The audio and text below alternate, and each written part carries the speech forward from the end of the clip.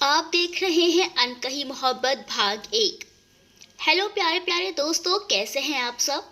आशा करते हैं आप सब अच्छे होंगे। सबसे पहले हमारी पिछली कहानी को ढेर सारा प्यार देने के लिए आप सभी का ढेर सारा शुक्रिया।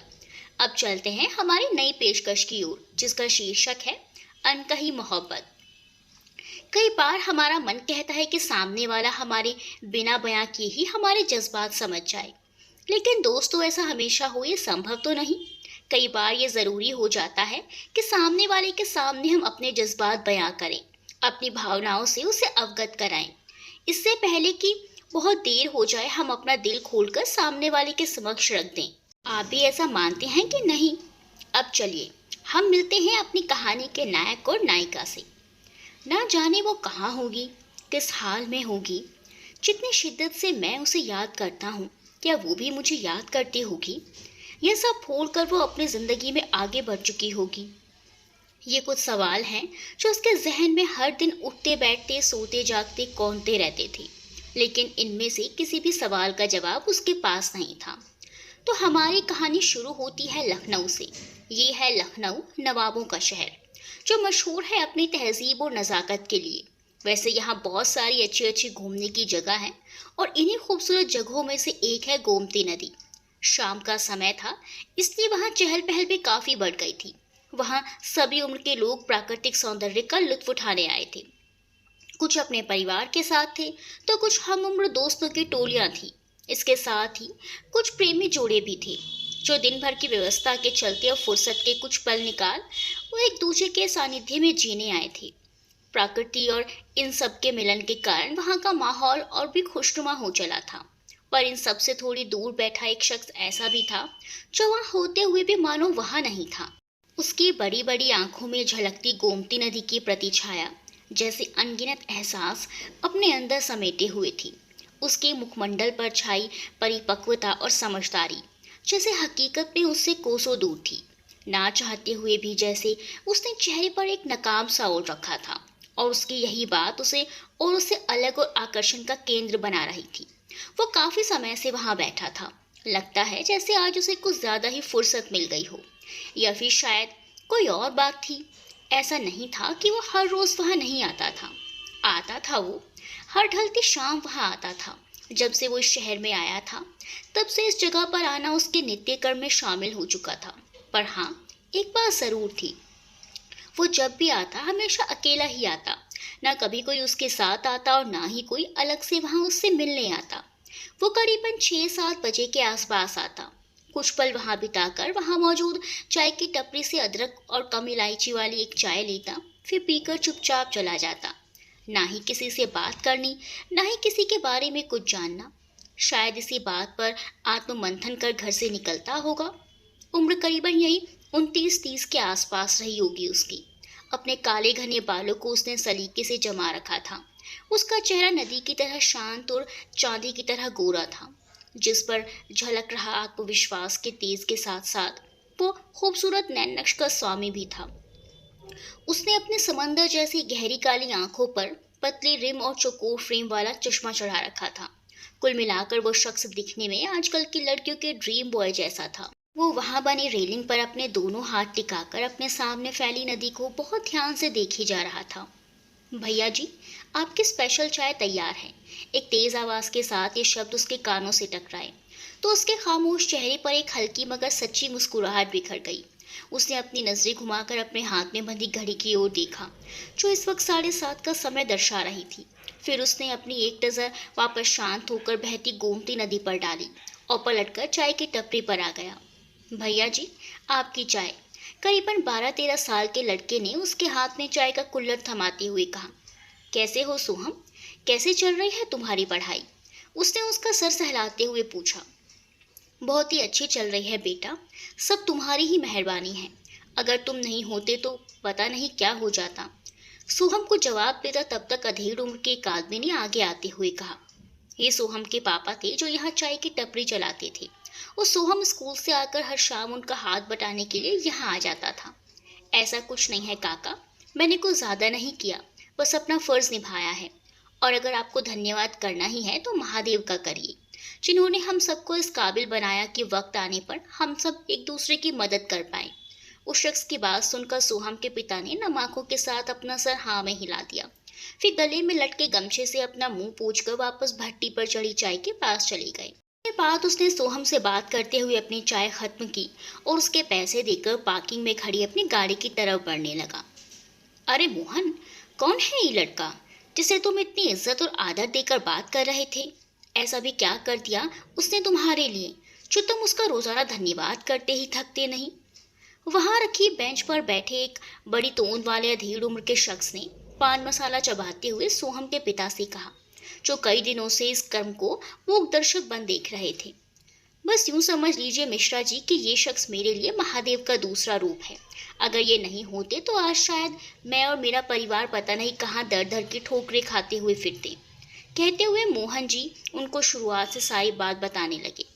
अच्छा, ये बात है, ये तो बड़ा ही नेक लड़का है। आजकल के ज़माने में ऐसे लोग कम ही मिलते हैं। उनकी पूरी रामकथा सुन मिश्रा जी ने अपनी रंगीली बत्ती से चमकाते हुए कहा और फिर अपनी गर्म चाय की चुस्कियां लेने लगे। वो शख्स वहां से निकलकर काफी देर तक वहां बनी पगडंडी पर चक्कर काटता रहा। कुछ देर बाद रात गहराने लगी। अब वहां की चहल पहल में खासा अंतर आ चुका था। एक एक कर सभी लोग वहां से जाने लगे थे। उसने दोबारा घड़ी की तरफ देखा जो 8:10 का समय दर्शा रही थी।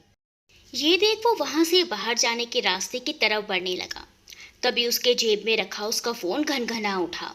उसने फोन बाहर निकाला तो देखा उस पर फ्लैश हो रहे नाम को देख उसके माथे पर बल पड़ गए। उसने कॉल उठाया और गहरी आवाज में कहा, हेलो। आगे से जवाब में कुछ कहा गया जिसे सुनकर उसका चेहरा और भी गंभीर हो गया। अच्छा ठीक है, तुम तैयारी शुरू करो, मैं तब तक पहुंचता हूँ। उसने एक गहरी सांस लेकर प्रत्युत्तर में कहा और फिर लंबे लंबे कदम चलते हुए वहां से बाहर आ गया। फिर उसने अपनी काले रंग की BMW पार्किंग से बाहर निकाली और तेजी से लखनऊ की लंबी सड़कों पर सड़पट दौड़ा दी। कुछ घंटे पहले एक बड़ी काले रंग की महंगी कार सड़क पर सड़पट भागी जा रही थी। ये इलाका थोड़ा शहर से बाहर की तरफ था तो इस वक्त वहां पर इक्का दुक्का गाड़ियां ही नजर आ रही थी। सड़क के दोनों ओर की कतारों पर लंबे लंबे घने पेड़ ज्यादा हवा चलने के कारण जोर जोर से लहरा रहे थे। इसका महीना था तो हल्की बूंदाबांदी का होना भी स्वाभाविक था। शिवांग, जल्दी जल्दी चलाओ ना कार, एक तो हम पहले ही बहुत लेट हो चुके हैं। ऐसा ना हो कि हमें पहुंचते पहुंचते रात हो जाए, फिर तो वहां पहुंचने का भी कोई मतलब नहीं रहेगा। उस कार में बैठी करीबन 27-28 साल की लड़की ने कार चला रहे लड़के की ओर देखते हुए कहा, जो उम्र में उससे करीबन 2-3 साल ही बड़ा होगा। ने हल्के गुलाबी रंग की बनारसी साड़ी पहन रखी थी जो उसके सांवले रंग पर बहुत फब रही थी। तीखे नैन नक्श, बड़ी बड़ी घनी पलके, हल्के गुलाबी होंठ, कुल मिलाकर वो दिखने में बहुत खूबसूरत थी। उसने अपने बालों को समेटकर बीच में मांग निकालकर जूड़ा बना रखा था जिसके बीच में लगा लाल सुर्ख सिंदूर उसके चेहरे की सुंदरता पर 4 चांद लगा रहा था। साथ में बैठे लड़के यानी शिवांग ने भी हल्के गुलाबी रंग का कुर्ता और सुनहरे रंग का पैंट पहन रखा था। वो भी दिखने में उससे कुछ कम नहीं था। उन दोनों को साथ में देखकर ऐसा लग रहा था मानो दोनों एक दूसरे को पूरा कर रहे हों। चला तो रहा हूँ और कितना तेज चलाऊं, तुम फिक्र मत करो, हम वक्त रहते वहां पहुंच जाएंगे, शिवांग ने बिना उस लड़के की तरफ देखे कहा। उसकी रूखी आवाज सुनकर वो लड़की मुंह फुलाकर बैठ गई, मुंह खिड़की की तरफ कर दिया और बुदबुदाते हुए कहने लगी, मैंने तो कहा ही था कि सीधे हाईवे से चलते हैं, लेकिन नहीं, जनाब तो शॉर्टकट लेंगे। अब पता नहीं कब बाहर निकलेंगे सुनसान रास्ते से। उसकी हरकत देख शिवांग ने कार की स्पीड को थोड़ा धीरे किया और फिर उसकी तरफ झुकते हुए कहा, ईशी, तुम ना ऐसे बात बात पर मुंह मत फुलाया करो, नहीं तो किसी दिन तुम्हारा मुंह फूलकर गुब्बारा बन जाएगा। शिवांग, तुम ना बहुत बुरे हो, ईशी ने उसकी तरफ मुड़कर थोड़े ऊंचे स्वर में कहा। ओके ओके, रिलैक्स, सॉरी, अब क्या करूं, जैसा भी हूं सिर्फ तुम्हारा हूं, शिवांग ने मुस्कुराते हुए जवाब दिया। फिर आगे बढ़कर उसके माथे पर अपने ठंडे होंठों को रखकर एक प्रेम से परिपूर्ण स्पर्श अंकित कर दिया जिससे ईशी की पलकें शर्म के बोझ तले झुक गईं। वो दोनों अभी एक दूसरे की खुमारी में खोए हुए ही थे कि ईशी ने अपनी आंखें धीरे से खोली, पर सामने का नजारा देख उसकी आंखें हैरानी से फैल गई। वो अपनी पूरी ताकत लगाकर जोर से चीखी, शिवांग। सामने ये सुनकर शिवांग झटके से उससे अलग हुआ और सामने देखा। सामने की ओर से एक ट्रक बहुत तेजी से लहराते हुए उनकी तरफ ही बढ़ रहा था। उन दोनों के बीच काफी कम फासला रह गया था। देखने में ऐसा लग रहा था मानो उस ट्रक ड्राइवर का उस ट्रक पर कोई कंट्रोल नहीं था। शिवांग ने जैसे ही कार की स्पीड बढ़ाकर उसे तेजी से आगे बढ़ाना चाहा कि तब तक ट्रक दुगनी तेजी से आकर उनकी कार से टकरा गई। उनकी गाड़ी से टकराते ही उनकी कार उछलकर पलटते हुए किनारे पर एक तरफ जाकर गिर गई। उनके साथ साथ ट्रक के टायर रगड़ते हुए जाकर सामने खड़े एक पेड़ से टकरा गया। अंदर बैठे हुए ड्राइवर का सर भी सामने लगे शीशे से टकरा गया। अगले ही पल वो पारदर्शी शीशा खून के छींटों से भर चुका था। वहीं दूसरी तरफ शिवांग की कार अभी तक उल्टी ही पड़ी थी। दाईं ओर बैठी ईशी का एक हाथ खून से सना हुआ बाहर निकला हुआ था। उसके हाथों में पहनी हुई गुलाबी और हरी चूड़ियां आसपास टूटकर बिखर चुकी थी। वर्तमान समय रात के करीबन 8:20 पर वही काले रंग की BMW एक 5 मंजिला इमारत के सामने जाकर रुक गई, जिस पर बड़े बड़े अक्षरों में लिखा लाइफ केयर हॉस्पिटल लिखा हुआ था। ये एक मल्टी स्पेशलिस्ट हॉस्पिटल था। कार को पार्किंग में लगाकर वो शख्स जल्दी से उस हॉस्पिटल के अंदर भागा। जैसे ही उसने अपना कदम हॉस्पिटल में रखा, उसे देखकर रिसेप्शन पर बैठे नर्स और वार्ड बॉय एकाएक खड़े हो गए। वो कॉरिडोर से होते हुए वहां लगी लिफ्ट की तरफ बढ़ गया। उसकी लिफ्ट तीसरे फ्लोर पर जाकर रुक गई। वहां से बाहर निकलकर वो कॉरिडोर की सामने की ओर बने एक बड़े से कैबिन के अंदर चला गया। उस कैबिन के दरवाजे पर एक बड़ी सी नेम प्लेट लगी थी, जिस पर लिखा था डॉक्टर विनय कौशिक, न्यूरोलॉजिस्ट।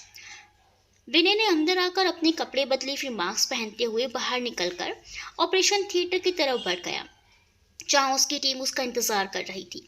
सिचुएशन कैसी है डॉक्टर? विनय ने अपनी टीम के काबिल डॉक्टर युवान साहनी से पूछा, जो उसका टीममेट होने के साथ साथ उसका काफी अच्छा दोस्त भी था। दोनों की मुलाकात इसी हॉस्पिटल में हुई थी। डॉक्टर युवान ने केस फाइल उसकी ओर बढ़ाते हुए कहा, एक एक्सीडेंट केस है और काफी क्रिटिकल भी। पेशेंट के बाएं हाथ की हड्डी के साथ साथ 2 पसलियां भी टूट चुकी हैं। साथ ही साथ गाड़ी के उल्टा गिरने से उसके फोर ब्रेन के साथ साथ मिड ब्रेन भी अफेक्ट हुआ है। वहाँ की सेल डैमेज होने और ब्लड के क्लोट होने की वजह से बचने के चांसेस ना के बराबर लग रहे हैं। ये लाइन सुनकर विनय ने उस फाइल में धंसी अपनी आंखें उठाकर युवान की तरफ देखा, पर युवान ने उसकी नजरों को अनदेखा कर अपनी बात कहना जारी रखा। पेशेंट के शरीर का ऑक्सीजन लेवल भी काफी कम हो चुका है। अगर ऑपरेशन सक्सेसफुल भी होता है तो पेशेंट के कोमा में जाने के 97% चांसेस हैं। या फिर ऐसा भी हो सकता है कि उसका सबकॉन्शियस माइंड ट्रिगर होने की वजह से वो अपना मानसिक संतुलन या अपनी याददाश्त खो बैठे। ठीक है, स्टाफ से कहो ऑपरेशन थिएटर तैयार करें और टीम को कहो कि एक्टिव हो जाए। इस मिशन में वक्त के साथ साथ एनर्जी और पेशेंस की भी दुगनी ज़रूरत चाहिए होगी। विनय ने एक टीम लीडर की तरह जोशीले स्वर में कहा, सिर्फ 3% चांसेस ही हैं Vinay, we can't take risk. Patient की फैमिली को क्या जवाब देंगे? एक बार फिर उसका सामना हकीकत से करवाते हुए कहा।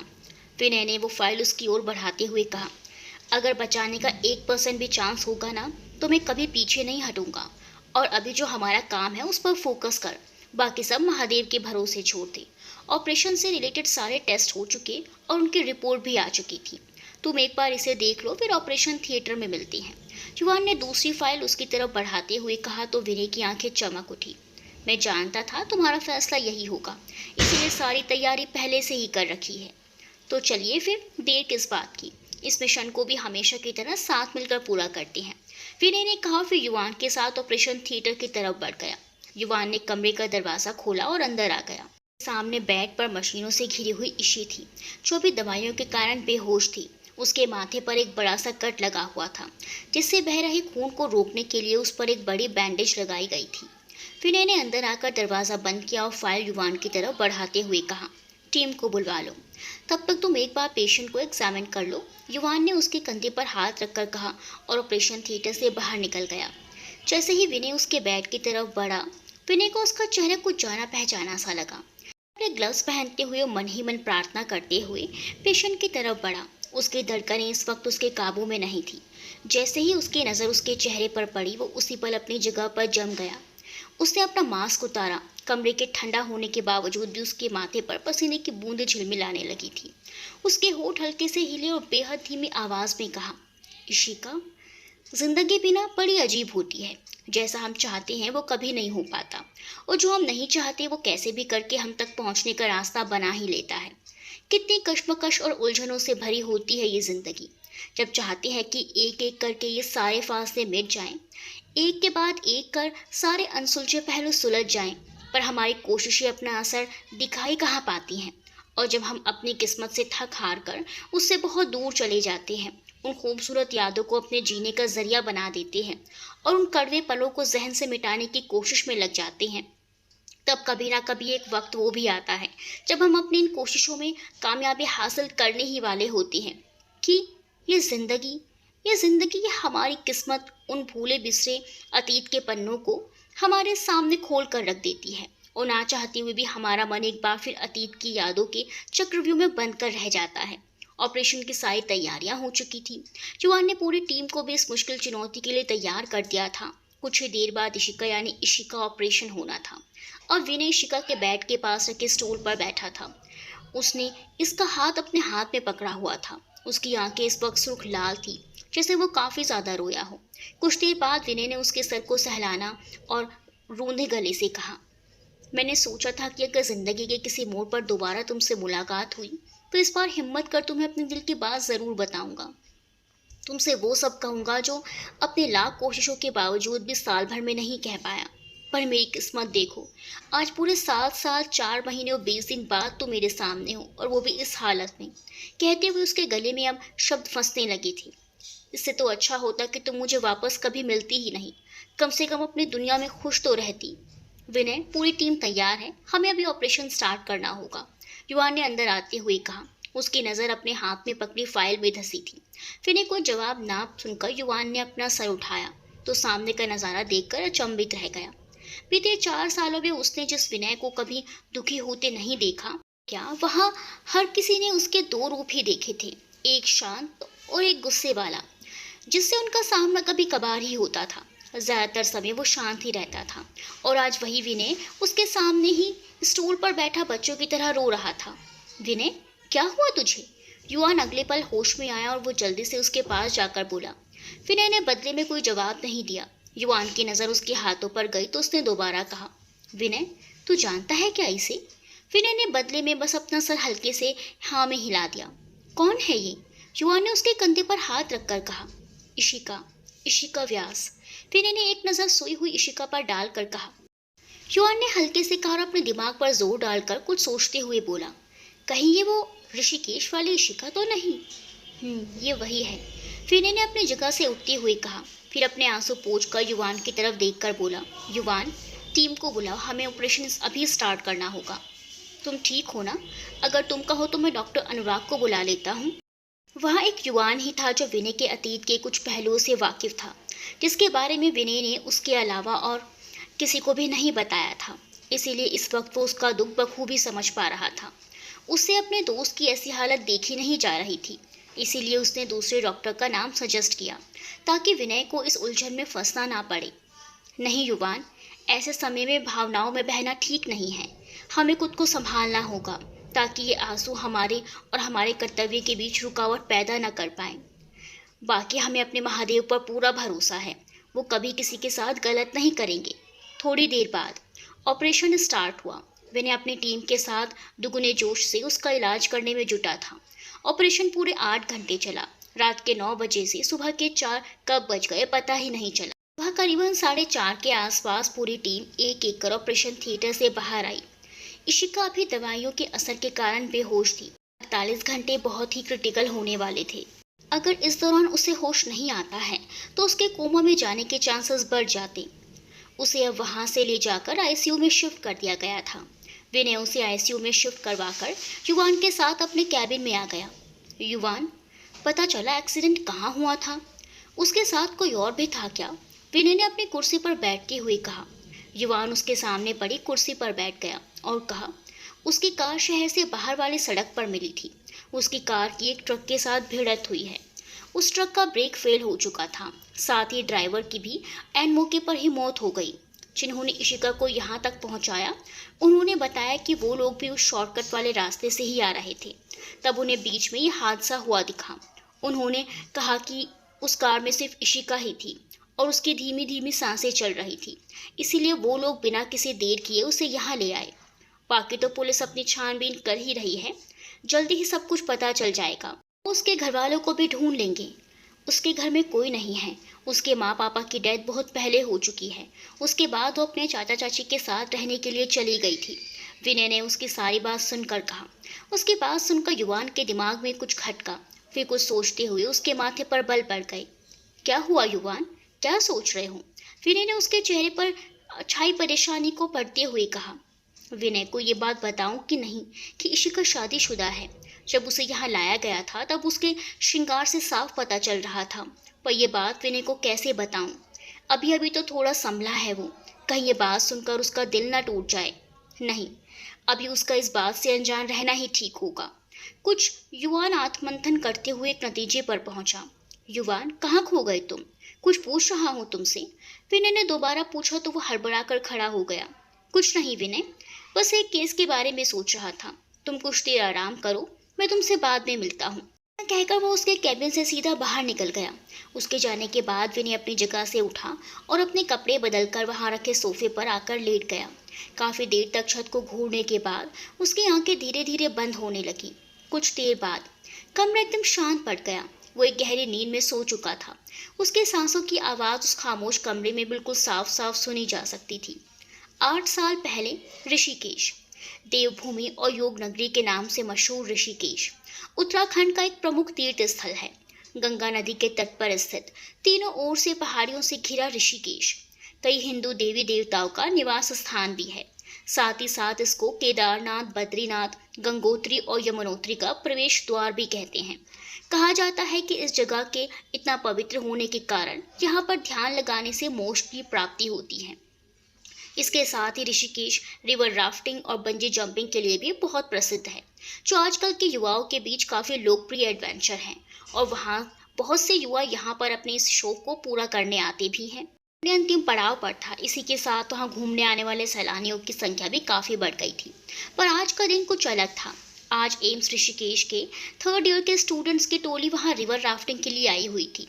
उस टोली में एक शख्स विनय भी था, जो उसके रूममेट के काफी समझाने के बाद वह आने के लिए राजी हुआ था। ऐसा नहीं था कि उसे गंगा से लगाव नहीं था, पर उसकी पसंद कुछ और ही थी। जैसे उसे आरती के वक्त घाट पर बैठना बहुत पसंद था। जब भी उसका मन अशांत होता वो सिर्फ 2 जगह जाता था, एक गंगा घाट और दूसरा नीलकंठ महादेव मंदिर। जैसे उसका सुकून इन 2 जगह पर वास करता हो। उसे ये रिवर राफ्टिंग, बंजी जंपिंग और पैराग्लाइडिंग जैसी चीजें बेफिजूल सी लगती थी। उसकी पसंद नापसंद और औरों से बहुत अलग सी थी, इसीलिए वो हमेशा अकेला ही रहना पसंद करता था। सिवाय रजत के वो किसी से ज्यादा बात भी नहीं करता था। रजत उसका रूममेट था, जो पिछले 2 सालों से उसके साथ ही रहता आ रहा था। सभी दोस्त 6-6 का ग्रुप बनाकर राफ्ट में बैठ गए। सुरक्षा का ध्यान रखते हुए हर एक ग्रुप के साथ एक गाइड भी था। सबको मिलाकर कुल 6 राफ्ट तैयार हुई। हर हर महादेव और हर हर गंगे के उद्घोष के साथ उनकी यात्रा शुरू हुई। उनकी पूरी राफ्टिंग 8 किलोमीटर की थी, जो शिवपुरी से शुरू होकर ऋषिकेश पर आकर खत्म होती थी। शुरुआत के 4-5 किलोमीटर कैसे निकल गए पता ही नहीं चला।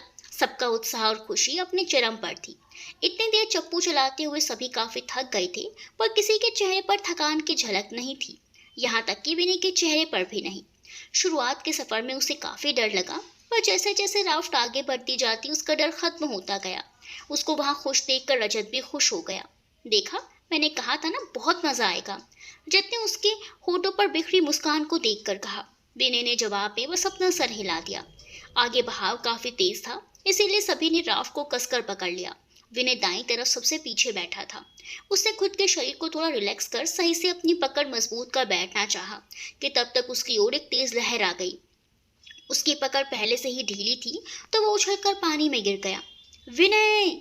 रजत उसे गिरते देख थोड़ा ऊंचे स्वर में बोला। उसकी आवाज सुनकर सारी राफ्ट एक तरफ रुक गई। भैया, उसे तैरना नहीं आता और वो हाई पर भी बहुत जल्दी हो जाता है। आप उसे जल्दी बचा लीजिए, वरना वो डूब जाएगा। रजत ने अपनी राफ्ट के गाइड से मदद मांगते हुए कहा, जो उम्र में लगभग उससे 3-4 साल बड़ा था। उसकी बात सुनकर वो गाइड कुछ प्रतिक्रिया देता, तब तक छपाक किसी के पानी में गिरने का स्वर गूंजा। सबने हैरानी से मुड़कर देखा। बीच वाली राफ्ट का गाइड उसकी बात पूरी होने से पहले ही अंदर कूद गया था। फिक्र मत करो, अब तुम्हारे दोस्त को कुछ नहीं होगा, उस गाइड ने रजत के कंधे पर हाथ रखकर कहा। पर रजत की नजरें अब भी उन बहती लहरों की तरफ थी, जिसमें विनय कुछ देर पहले गिरा था।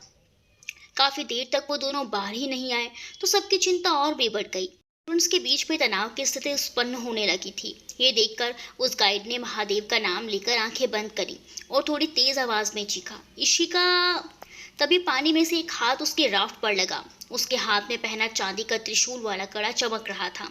गाइड वो हाथ पहचानता था, इसीलिए वो ये देखकर मुस्कुरा दिया। अब मुस्कुराते ही रहोगे या इन महाशय को ऊपर भी खींचोगे? इनको ऊपर लाते हुए मेरी तो सारी ताकत ही खत्म हो गई। जैसे ही ये सुर उस गाइड के कानों में पड़े, उसने झटके से अपना सर उठाकर सामने देखा।